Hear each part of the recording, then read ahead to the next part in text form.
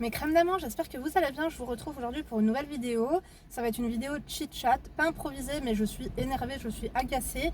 J'ai été beaucoup inspirée de mes coachés de la semaine.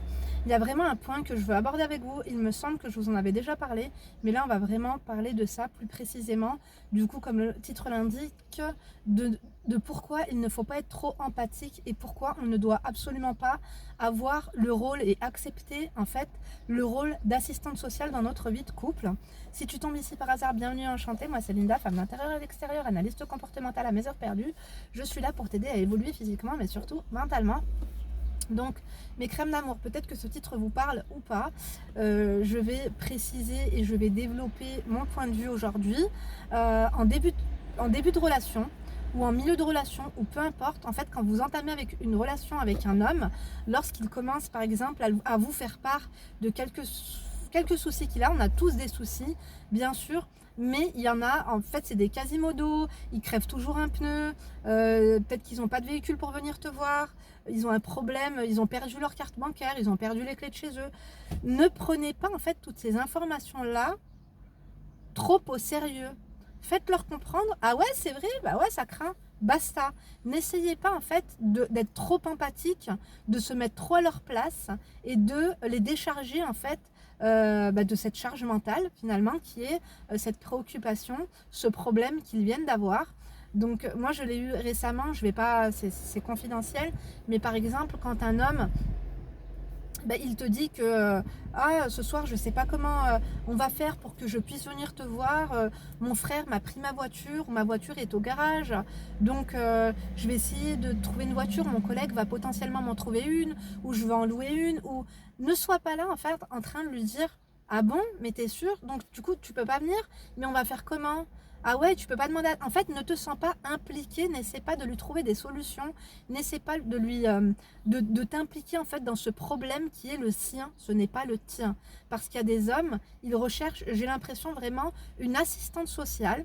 Et lorsqu'ils ont une fille comme vous qui est vraiment trop empathique, je ne vous dis pas de ne pas avoir d'empathie, je vous dis juste que si vous acceptez le rôle d'assistante sociale, de meuf trop empathique, de la meuf qui va vraiment régler et trouver des solutions à tous ces problèmes, et ben vous allez être comme une maman. Voilà, vous allez être comme une maman, comme une sœur, vous allez l'arranger. Et finalement, ce rôle-là, c'est pas ce qui intéresse les hommes au long terme. Au début, ça leur fait du bien d'être rassurés, ils ont besoin d'être épaulés, mais en fait, il faut qu'ils se prennent en charge eux-mêmes et qu'ils se rassurent eux-mêmes, ou alors, dans le cas échéant, qu'ils apprennent à le faire, parce que si tu endosses ce rôle-là, il va attendre de toi certaines choses. Il va tout le temps attendre de toi que tu dénoues ces liens.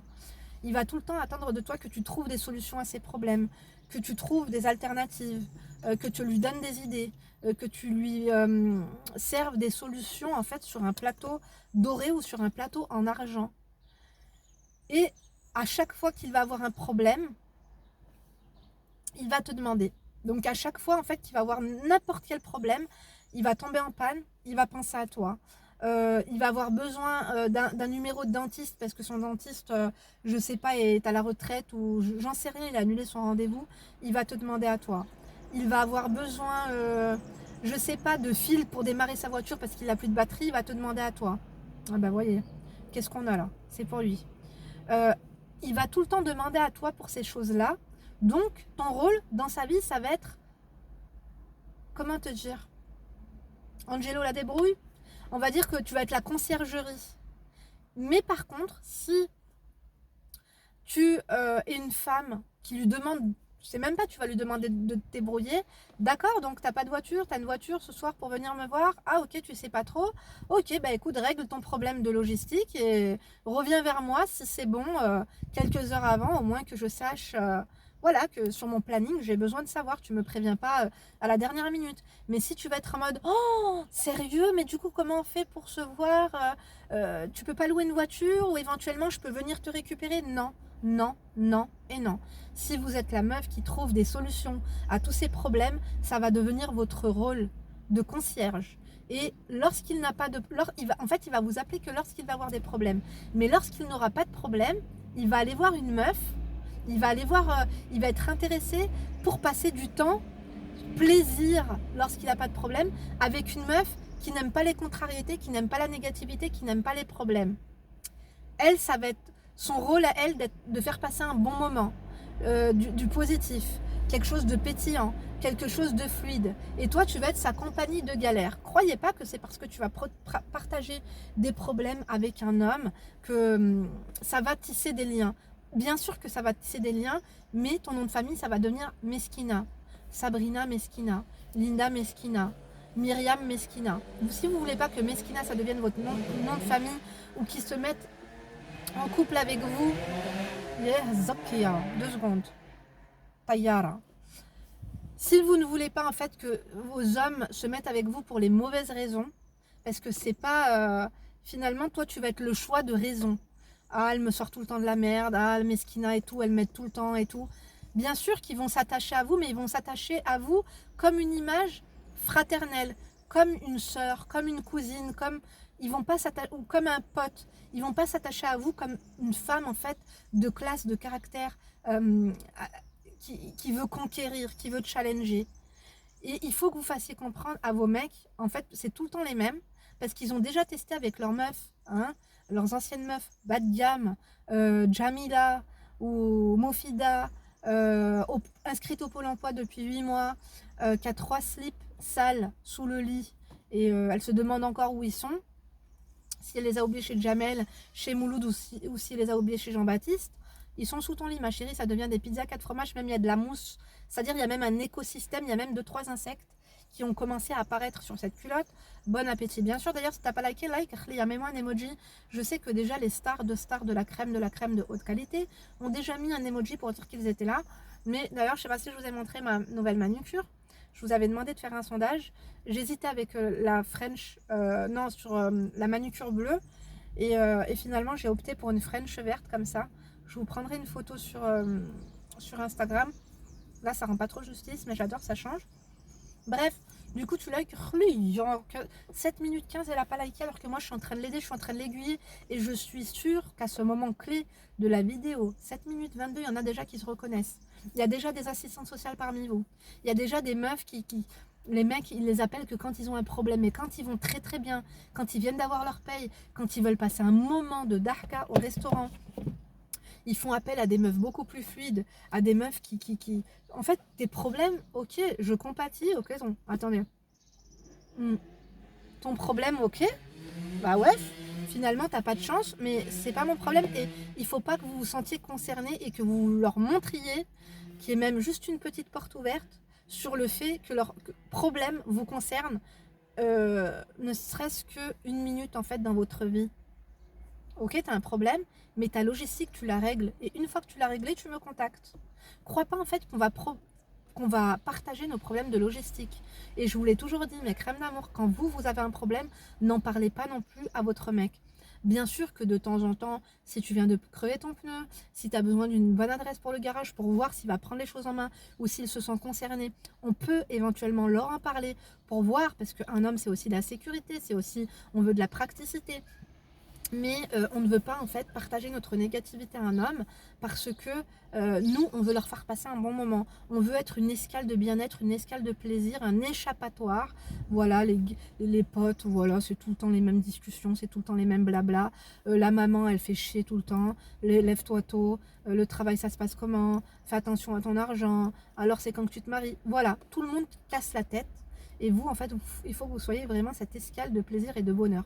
Mais en aucun cas, il faut que vous soyez l'assistante sociale de votre mec parce que il va s'habituer. Et le jour, en fait, il va s'habituer à quoi? Il va s'habituer à ta main, à ce que tu vas pouvoir lui apporter, à ce que tu vas pouvoir lui donner. Il ne va pas s'habituer à ton cœur et à ta joie de vivre. Et pour qu'une relation, pour que le mec soit en sang sur toi, qu'il soit un chien, qu'il soit collé à ton boule et qu'il en redemande et qu'il en redemande et qu'il en redemande, il ne faut absolument pas que tu définisses ton rôle. Toi, ton rôle, c'est star, c'est princesse, c'est queen. Ton rôle, c'est pas conciergerie. Ton rôle, c'est pas l'assistante. L'assistanat, la même, non. Il a un problème, il demande à sa mère.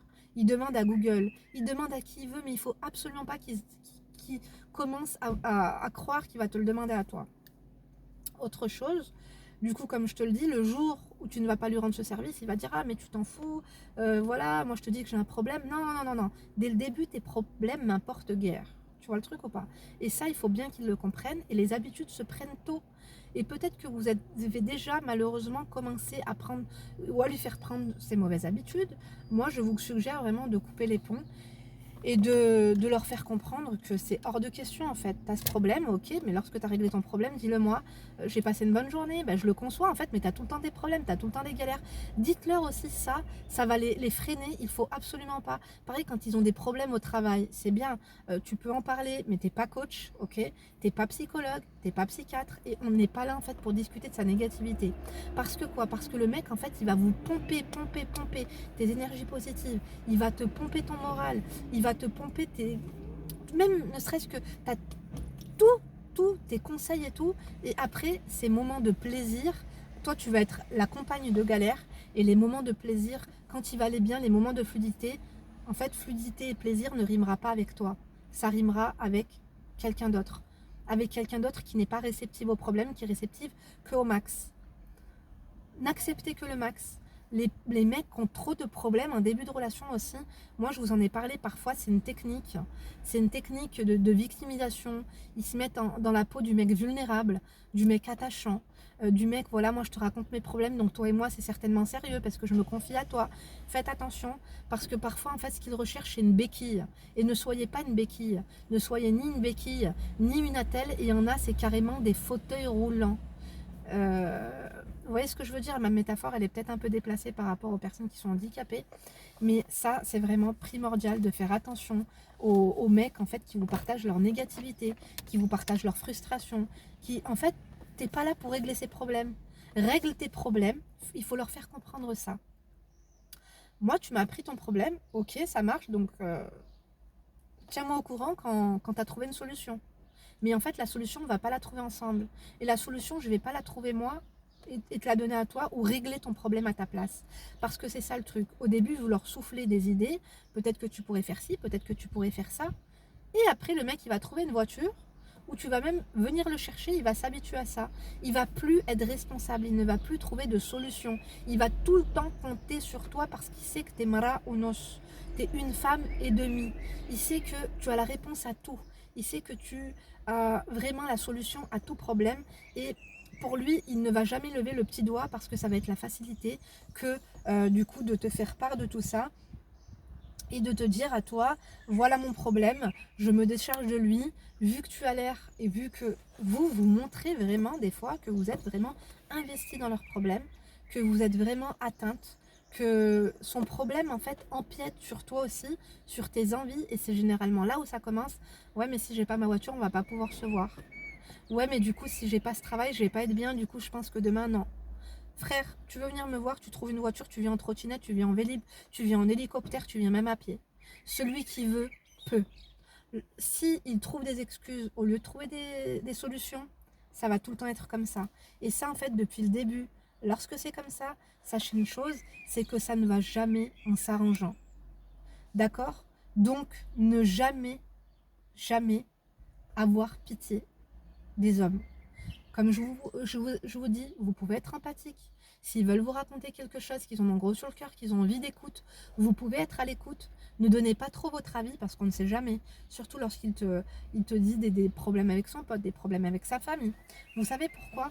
Parce que quand vous avez pitié, trop pitié de certaines choses, il va voir en fait que vous êtes tellement empathique que à chaque fois, même ils vont mentir pour attiser la sympathie, pour attiser la pitié, pour attiser l'empathie, pour pouvoir se sortir du pétrin face à vous. Au lieu d'être honnête avec vous, ils vont vous dire: ouais, mais ma mère elle est malade, je suis désolée, je dois rester avec elle, parce qu'il sait que tu es sensible. Il sait que tu es sensible à ça. Il sait que tu es réceptive à ce genre de drama. Il sait que tu es empathique, et il sait que tu es capable d'entendre ça, mais que tu n'es pas capable d'entendre la vérité. Est-ce que vous avez compris là où je veux en venir? Je suis sûre que vous avez tous et toutes une anecdote là-dessus. Moi, je m'en rappelle très bien. Il y avait un mec, c'était vraiment, vraiment, vraiment, j'avais fait l'erreur. Au tout début, il était là. En plus, moi, j'étais petite, hein, tu vois, j'avais 16 ans. Il me disait: oui, je veux vraiment qu'on se marie, toi et moi, mais il faut que je fasse attention à l'oseille. Du coup, on peut pas aller au restaurant, voilà, quand tu veux. on peut pas faire ça ici parce que si tu veux vraiment que je t'achète une bague, il va vraiment, non, non, non, non, non, non, non, non, non, tes histoires là de budget, tes histoires de logistique là, tout ça, moi je veux pas en entendre parler. Et au début, j'étais là, ok, je comprends. J'étais là à me dire, ouais, mais c'est pour nous qu'il le fait, c'est mignon, il essaie de trouver des solutions. Non. En fait, il essaie de m'enlever certaines prestations pour à la fin me mettre une carotte et me tendre une carotte et me dire, parce que au bout, tu auras ça. Non.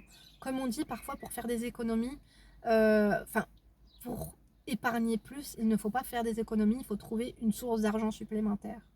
Donc, c'est ce qu'il aurait dû faire au lieu de me raconter ces blabla. Parce que je trouve ça dégueulasse, en fait, de raconter telle chose. Même si pour vous, c'est cute. Même si pour vous, vous allez me dire, mais c'est normal, c'est l'entraide, c'est machin. L'entraide, un homme, un homme, il a son rôle d'homme, je suis désolée. Un homme, il a son rôle d'homme. Bien sûr que quand il y a une galère, on peut s'entraider. Mais il faut que ce soit vraiment temporaire. Il faut que ce soit... comment te dire? Pardon. Il faut que ce soit rare. Il faut que ce soit occasionnel, voilà le mot que je cherchais. Il faut vraiment que ce soit occasionnel. Parce que si après ça devient vraiment tout le temps automatique en fait de savoir que toi tu es là, que tu es là pour le seconder. On sait comment finissent les femmes qui ont secondé leurs hommes, qui se sont oubliées, j'en parlerai dans une autre vidéo.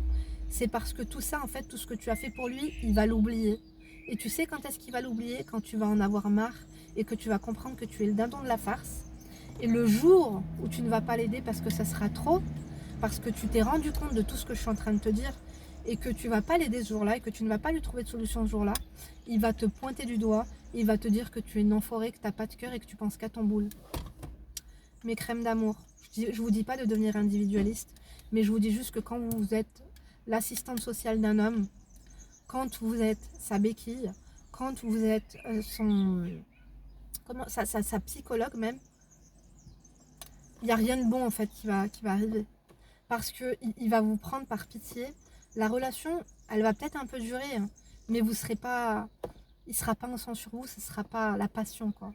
Même si parfois il vaut mieux choisir, comment te dire, la raison que la passion. Les hommes en début de relation ne sont pas faits comme les femmes. Oh, j'adorais mes lunettes, je les ai cassées. À trop les tordre dans tous les sens. Je suis sûre que mon mari va réussir à me les réparer.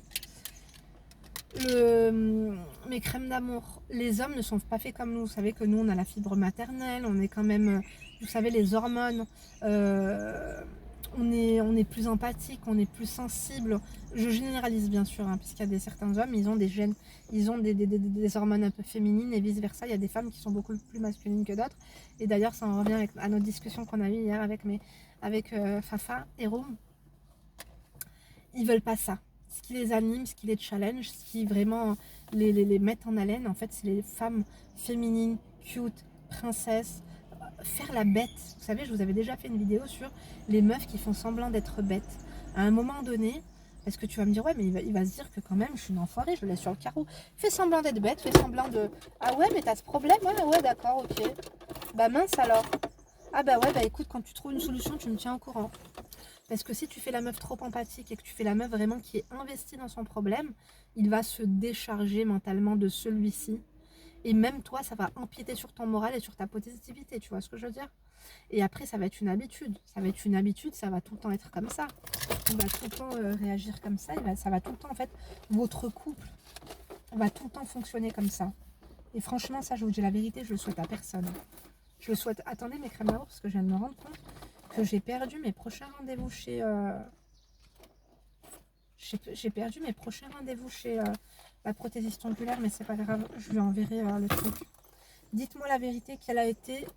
parce que les relations, elles se dégradent comme ça. Quand on partage les problèmes, on peut partager les problèmes. De toute façon, vous serez emmené à partager les problèmes une fois que vous serez marié, une fois que vous serez en couple et tout. Mais même moi, à l'heure actuelle, mon mari... il lui arrive d'avoir des contrariétés, des craintes, des problèmes. Je vais l'écouter, je peux lui trouver, le mettre sur la piste de quelque chose, mais je ne vais pas régler son problème à sa place. C'est hors de question. Je suis pas là pour ça. Moi, personnellement, c'est pas le rôle que j'ai choisi. Je vous dis la vérité, ce n'est absolument pas le rôle que j'ai choisi. Moi, mon mari, dans la journée, pareil, si j'ai des contrariétés, par exemple, avec ma famille, mes frères, mes trucs, bon, il nous arrive à tous et toutes des choses. Par exemple, je pense aussi notamment à ce qui m'est arrivé avec l'une de mes abonnées, une de mes modératrices et tout, qui m'avait vraiment... Elle était partie dans tous les sens, elle m'avait vraiment fait des dingueries. Je lui avais exposé les faits, mais je ne lui ai pas demandé à lui son avis, je ne lui ai pas demandé... Tu vois, ça, j'en parlais plus facilement, bon, à d'autres victimes aussi, mais par exemple à mes sœurs. J'en parlais plus à mes sœurs qu'à lui, parce que je ne voulais pas devenir toxique pour lui, devenir chiante, même si vous allez me dire, mais attends Linda, c'est son rôle, c'est ton mari, si tu peux pas en parler à ton mari, ça craint. C'est pas que ça craint, c'est pas que je ne peux pas en parler à mon mari, c'est que si aujourd'hui notre couple, après 12 ans ou 13 ans de mariage, après 12 ans de mariage, si notre couple il est comme ça, si on s'aime encore autant, s'il y a quand même de la passion, je vous ai dit c'est pas mon âme sœur, mais nous dans notre couple il y a de la passion et on s'aime chaque jour un peu plus et il m'appelle pour me dire mais t'es où, tu fais quoi, il est encore un peu jaloux, il est encore, tu vois, je le surprends, la routine, j'essaie de booster en fait la routine, j'essaie de tout le temps prendre soin de moi, j'essaie de trop viser, j'essaie de faire pas mal de choses. Si je lui partage tout le négatif qu'il y a, il va plus avoir le même regard sur moi. Mon mari, quand il a envie de kiffer un moment, quand il a envie de passer un bon moment, il a des amis, il en a vraiment même de superbes, mais je connais mon mari et il me le dit tout le temps, t'es mon meilleur ami. Et moi, c'est mon... Est-ce que c'est mon meilleur ami? C'est mon meilleur ami, mais je le protège et je me protège parce que c'est aussi mon mari quand même. C'est pas mon meilleur ami à 100%. Mais parce que je suis quand même dans le contrôle et j'ai compris quand même pas mal de choses au fil des années. Mais ce que je veux vous dire par là, c'est quand il a envie de kiffer, de passer un moment, de rigoler, par exemple d'aller au casino, de faire un resto, d'aller au pub et tout, je sais que c'est à moi parce qu'il sait que je suis drôle, il sait que je suis positive et il sait qu'avec moi il va passer un bon moment, on va grave rigoler, tu vois. Il va pas spécialement, ça lui arrive de passer ces moments-là avec ses copains, bien sûr, avec ses collègues, mais s'il a envie de passer un bon moment, il sait que taper une darka, il sait que ça rime avec taper une darka avec moi. Parce qu'il sait que je suis une excellente compagnie pour ça. Tu vois ce que je veux dire ou pas? Aussi, il sait aussi que quand il a des moments où il n'était pas bien, et Dieu sait, comme je vous ai dit, on a traversé, pareil, hein, des histoires, même, tu sais quoi, des fois il m'a dit, Linda, fais des vidéos là-dessus, tu dois en parler, j'ai dit non. J'ai dit non, j'en parlerai pas. C'est hors de question que j'en parle. Parce que je sais qu'il va regretter, que moi aussi je vais regretter, que non. C'est trop personnel et moi je veux préserver. J'ai toujours quand même mis un point d'honneur à préserver ma famille, à préserver mes filles et mon mari. Même si c'est des dingueries et franchement vous vous direz waouh, ton mari c'est un truc de fou ce qui lui est arrivé. Je n'en parlerai pas. Mais je l'ai soutenu, je l'ai surtout beaucoup écouté. Mais quand une personne elle est vulnérable, et même si c'était une victime, de la façon dont il a été vulnérable, je trouve que ça casse quand même une petite dynamique. Et heureusement qu'il ne radotait pas, c'était pas redondant. Et je lui ai fait comprendre à un certain moment, on va passer à autre chose, ou à la limite va en parler à un psy ou un truc comme ça. D'ailleurs c'est ce qu'il a fait, hein. Je lui ai pris un psy, hein, carrément, je vous jure. Il y va 2 fois par mois et ça lui fait super bien. Parce que ces choses-là, je préfère qu'il en parle à un psy plutôt que ça empiète en fait sur mon moral, sur son mental à lui aussi. Et même lui aussi, il se voit pas comme un mesquine, comme une personne vulnérable. Et il y a certaines choses aussi poussées qui voudraient en parler. D'ailleurs, j'ai été voir une psy, on a mangé ensemble ce midi, c'était trop bien. Si tu passes par là, je te fais de gros bisous. Oh mes crèmes d'amour, d'ailleurs, quand on parlait d'âme sœur, comme on est pareil, c'est un truc de fou. C'est un truc de fou. On est pareil. Et moi, j'ai toujours eu plus de feeling avec les personnes qui sont plus âgées que moi. Bon, quand je dis âgée, c'est pas non plus un truc de fou. Elle a 20 ans de plus que moi, mais franchement, on s'entend trop bien. Mais maintenant, je vais devoir me trouver quand même, je pense, une autre psy. Je sais pas. Bref. Du coup, mes crèmes d'amour, j'espère que vous aurez compris là où je veux en venir. Faites attention à ça. C'est très important. Si vous êtes déjà là-dedans, malgré vous, ou parce que vous êtes empathique, vous êtes entière et que vous avez le syndrome, t'as vu les meufs qui ont le syndrome du sauveur ou les mecs qui ont le syndrome du sauveur et tout, malheureusement ça empiète sur votre bien-être, hein. Et en fait votre dynamique de couple elle change totalement, parce qu'au lieu de passer ces bons moments, au lieu de te faire rare, au lieu de te faire un produit de luxe, au lieu de te faire un produit de bien-être, tu deviens la béquille, tu deviens les fondations, tu deviens un pilier. Tu peux devenir le pilier mais autrement, avec l'amour, avec les sentiments, avec le bonheur. En fait, quand on pense à toi, on va penser rigolade, bonheur, positivité. Ou alors quand on va penser à toi, certaines on va penser ah ouais cette meuf elle m'aide, elle m'a fait mes papiers, elle m'a rempli mon truc, elle a une copine elle est comptable, elle a une copine elle est secrétaire, du coup elle a tout pris en charge, ah ouais franchement elle sert, ah ouais non, ne soyez pas pratiques. Les hommes doivent être pratiques, les femmes elles doivent être pratiques mais différemment. Pratique dans le sens douceur, dans le sens foyer. Moi vous savez que je suis une femme au foyer mes crèmes d'amour. Je suis une femme d'intérieur et d'extérieur et je mets un point d'honneur à être une femme, une vraie femme au foyer, à toujours avoir un bouquet de fleurs fraîches chez moi, toujours que ce soit propre ou au moins rangé. Quand je dis propre, je dis, ah, et sanitaire, oui, c'est tout le temps propre. Si j'ai pas fait, par exemple, laver par terre, ça fait 3-4 jours, ça craint. Si j'ai pas rangé les placards, si c'est pas au point et tout, ok. Si j'ai pas lavé mon frigo 2 fois par semaine, ça peut m'arriver quand je suis très occupée, mais au moins que chez nous, ce soit rangé, que son environnement, en fait, quand il rentre, il se dit, je suis bien chez moi. Il y a toujours à bouffer. Moi, mon mari, il rentre tout le temps à la maison à l'heure de manger. Bon, là, il a enlevé le bracelet. Avant, vous allez me dire, ouais, mais c'est normal, il avait le bracelet. Tout le temps, tout le temps, tout le temps, à l'heure des repas, il n'y aura pas de il passe par là où il passe. Il sait que chez nous, il y a tout le temps à bouffer. Et un plat, quand même, qui est peut-être pas élaboré, mais au moins qui est. Tu vois, s'il va pas être élaboré, genre, je vais te faire des frites, steak frites, avec une bonne salade. Et quand je dis une bonne salade, je te dis pas dans la salade, il va y avoir des miques et des macs et des crevettes et des gambas et des je ne sais pas, et des scampis, hein, pourquoi pas de temps en temps.